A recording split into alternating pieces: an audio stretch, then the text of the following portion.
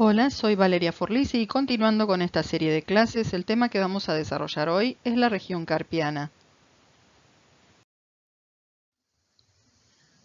En la mano se encuentran tres regiones en las que se localizan los músculos propios de la mano y por las que transcurren los tendones de los músculos extrínsecos. Una de esas regiones es la región del carpo, que contiene una porción anterior y una porción posterior. El esqueleto del carpo está constituido por 8 huesos cortos dispuestos en 2 filas. La fila proximal o superior está constituida por el escafoides, el semilunar, el piramidal y el pisiforme. La fila distal o inferior comprende al trapecio, el trapezoide, el grande y el ganchoso. El escafoides es el hueso más lateral y más voluminoso de los huesos de la fila proximal. En su cara anterior presenta el tubérculo del escafoides. El hueso semilunar tiene forma de semiluna con su concavidad hacia distal. El hueso piramidal tiene forma de pirámide cuadrangular con su base orientada hacia proximal y lateral. Se articula con el disco articular hacia proximal. El pisiforme presenta forma redondeada y es el más medial de la fila proximal. En la segunda hilera se ubica el trapecio, que presenta una protrusión en su cara anterior que se denomina tubérculo del trapecio. El trapezoide está ubicado entre el escafoides y el segundo metacarpiano en sentido próximo distal y entre el trapecio y el grande. El hueso grande es el más voluminoso de todos. Presenta una cabeza, un cuerpo y un cuello. El ganchoso es el más medial de la fila distal.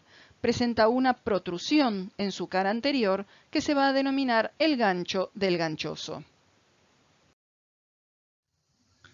Los huesos del carpo se disponen en 2 hileras, proximal y distal, de 4 huesos cada una. Estas hileras no son rectilíneas, pero sí se pueden describir 3 columnas longitudinales con aplicación clínica y biomecánica. Una columna escafoidea, radial, formada por el escafoides, el trapecio que no se observa en la imagen, y el trapezoide. Una columna semilunar, central, formada por el semilunar y el grande, y una columna piramidal, cubital, formada por el piramidal y el ganchoso. En este corte coronal de una región carpiana derecha se aprecian la cabeza del cúbito, con el disco articular, el extremo distal del radio, el escafoides, el semilunar y el piramidal de la hilera proximal.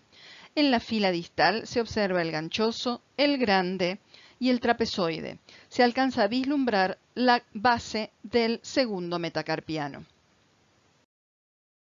El extremo distal del radio tiene forma de pirámide cuadrangular truncada con una cara anterior, una cara posterior con 2 surcos separados por el tubérculo dorsal, el cual se puede palpar, una cara lateral también con surcos y la apófisis estiloides, la cresta supraestiloidea que separa esta apófisis del resto del hueso, y una cara medial que presenta la escotadura cubital del radio.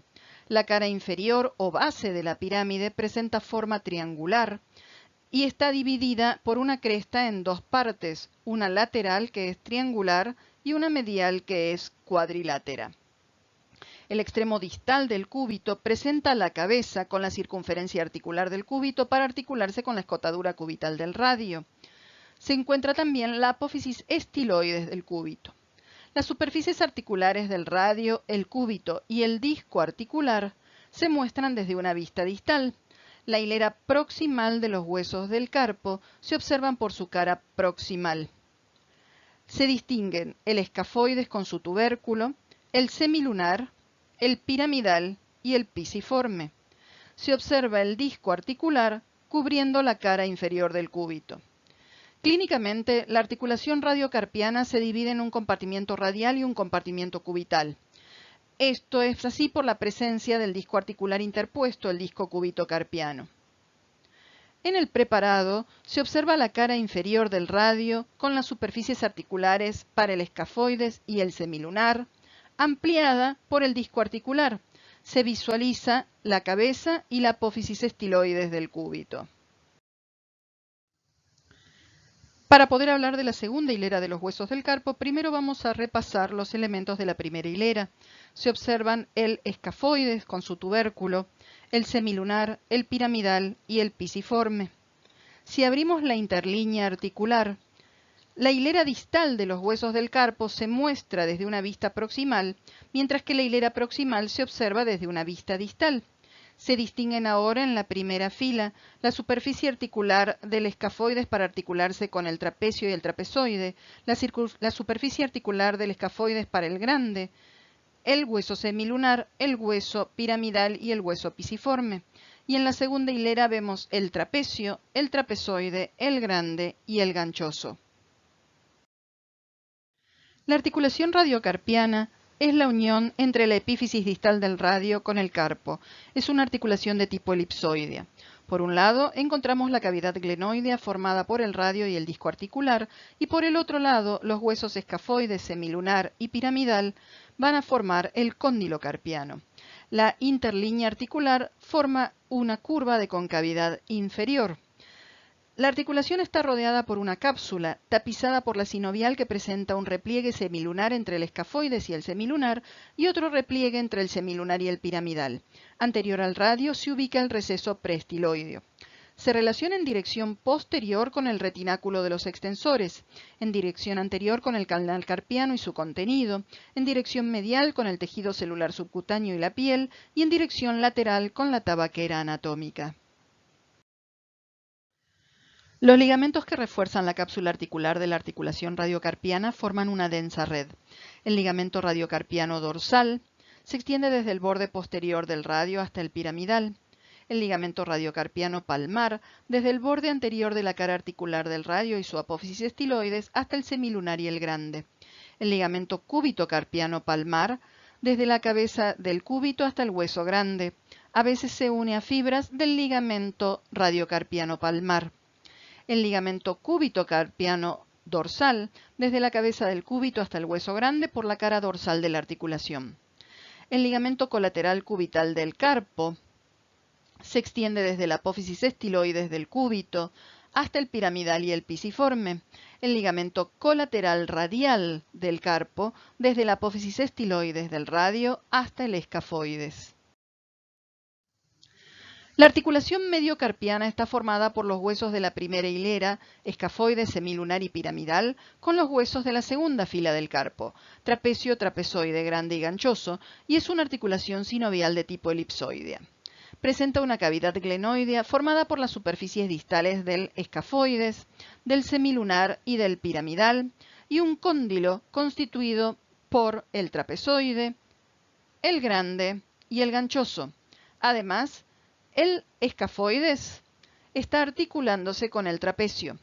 Presenta una membrana sinovial única con una cavidad articular también única. Esta articulación está reforzada por ligamentos palmares y dorsales que unen ambas hileras entre sí, así como un ligamento colateral medial que se extiende desde el piramidal hasta el gancho del ganchoso. La articulación pisipiramidal es una articulación plana rodeada por una cápsula y reforzada por los ligamentos superior desde el pisiforme a la apófisis estiloides del cúbito, el ligamento palmar del pisiforme al ganchoso, el ligamento dorsal del pisiforme al piramidal y dos ligamentos inferiores, uno al gancho del ganchoso y otro que va a terminar en la base del quinto metacarpiano.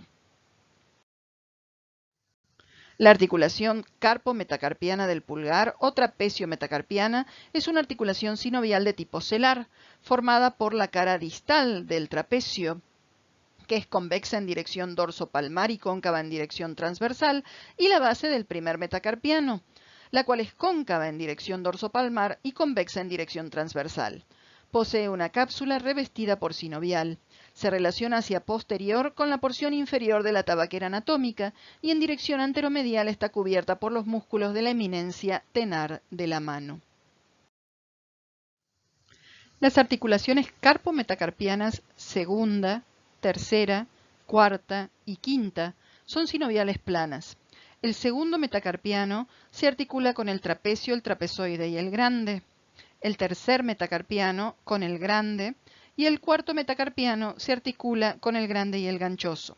El quinto metacarpiano se articula con el ganchoso.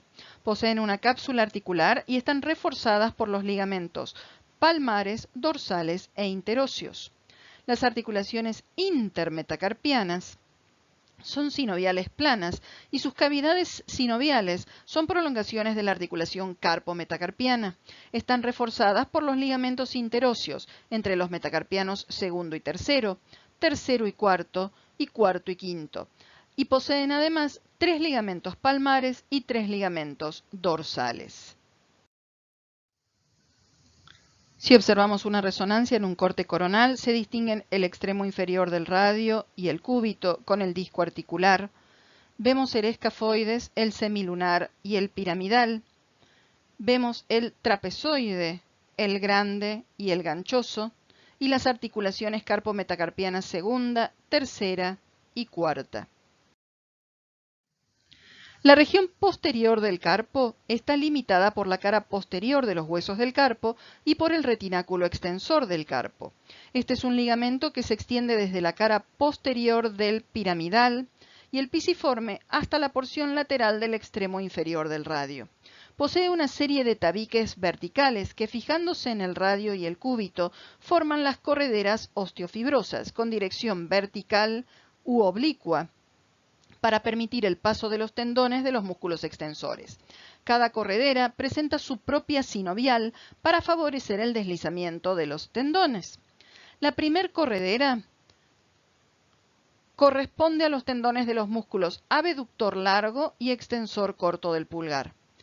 La segunda corredera va a alojar a los tendones de los extensores radiales largo y corto del carpo. La tercera corredera aloja al tendón del extensor largo del pulgar. La cuarta corredera aloja a los 4 tendones del extensor de los dedos y al tendón del extensor del índice. La quinta corredera es para el tendón del extensor del dedo meñique o quinto dedo, y la sexta corredera corresponde al tendón del extensor cubital del carpo. Las piezas óseas del carpo determinan un surco cóncavo en la cara palmar cerrado por el retináculo flexor, para así formar un túnel osteofibroso que recibe la denominación de canal o conducto carpiano. Este conducto se ubica entre los tubérculos del escafoides y el trapecio y llega hasta el pisiforme y el gancho del ganchoso. Al disecar los ligamentos de refuerzo de las articulaciones, se observa que la cara posterior del conducto carpiano está formada por la cara anterior de los huesos del carpo y su cara anterior superficial está limitada por el retináculo flexor, que se inserta en el tubérculo de escafoides y en el tubérculo del trapecio hasta el pisiforme y el gancho del ganchoso. Si se realiza una sección transversa a nivel proximal del conducto carpiano, se pueden identificar los elementos que forman su continente. De lateral a medial se observan el escafoides con su tubérculo, el grande, el ganchoso, el piramidal y el pisiforme. Se puede distinguir el retináculo flexor desde el tubérculo del escafoides hasta el pisiforme. Se puede observar también el sector propio para el tendón del flexor radial del carpo. Se distingue cómo este retináculo flexor se desdobla formando una segunda cavidad o canal que no tiene relación con el conducto carpiano. Esto se va a denominar conducto o canal cubital. Si hacemos otra sección, pero ahora en un nivel más distal, se observa que los huesos que forman el conducto carpiano son el trapecio con su tubérculo, el trapezoide, el grande y el ganchoso con su gancho. Aquí se distingue el sector propio para el tendón del flexor radial del carpo. En esta sección transversal a través del carpo se identifican el trapecio, el escafoides, el grande, el ganchoso, el piramidal y el pisiforme. Se observa el contenido del conducto carpiano, con el tendón del flexor radial del carpo, el tendón del flexor largo del pulgar, los tendones del flexor superficial y el flexor profundo de los dedos y el nervio mediano. Por fuera del canal carpiano y en su propio canal se aprecian la arteria y el nervio cubital.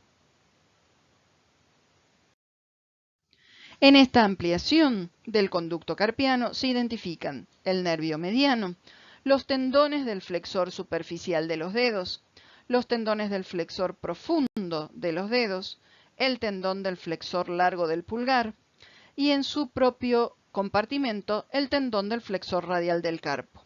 También se observan el nervio y la arteria cubital discurriendo por el canal cubital.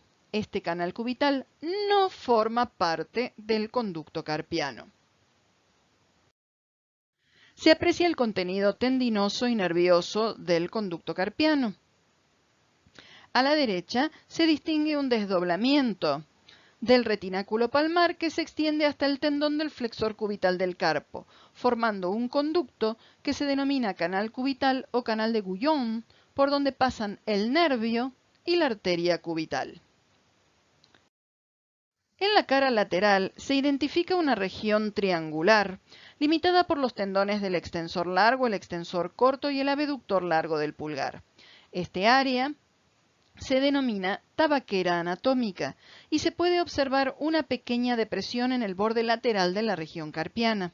El contenido de esta región está constituido por la arteria radial cuando está modificando su trayecto para ubicarse dorsalmente y perforar el primer espacio interóseo. Los elementos más profundos son el escafoides y el trapecio. La tabaquera recibe su nombre porque en la antigüedad hombres y mujeres depositaban allí tabaco o rapé para luego inhalarlo. En estas disecciones se puede observar el retináculo flexor anterior a los tendones de los músculos flexores. Aquí se disecó el retináculo flexor y se observan los tendones que están seccionados de estos músculos flexores. En esta imagen que corresponde al dorso, lo que podemos identificar es el retináculo extensor. Disecado el retináculo flexor, se observan los tendones en el conducto o canal carpiano. A la derecha se observa directamente el conducto carpiano. Se distingue también el nervio cubital y la arteria cubital. En esta disección se observa la cara posterior del carpo derecho y se aprecia la arteria radial dirigiéndose al primer espacio interóseo. Se identifican el primero, segundo y tercer metacarpianos, el trapecio, el trapezoide y el grande de la segunda hilera. De la primera hilera se distingue el escafoides. En la vista lateral se puede identificar el primer metacarpiano, el trapecio y el escafoides, este último recibiendo un ramo de la arteria radial desde su extremo distal. El escafoides recibe su irrigación de la arteria radial a nivel del cuello y desde allí se distribuye hacia el extremo proximal del hueso. El cuello es la región más estrecha y la más susceptible a lesionarse.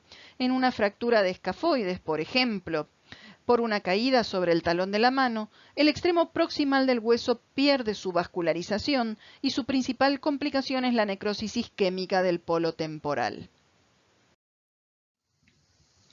Esta es la bibliografía que fue utilizada para la confección de esta clase. Muchas gracias y que la fuerza los acompañe.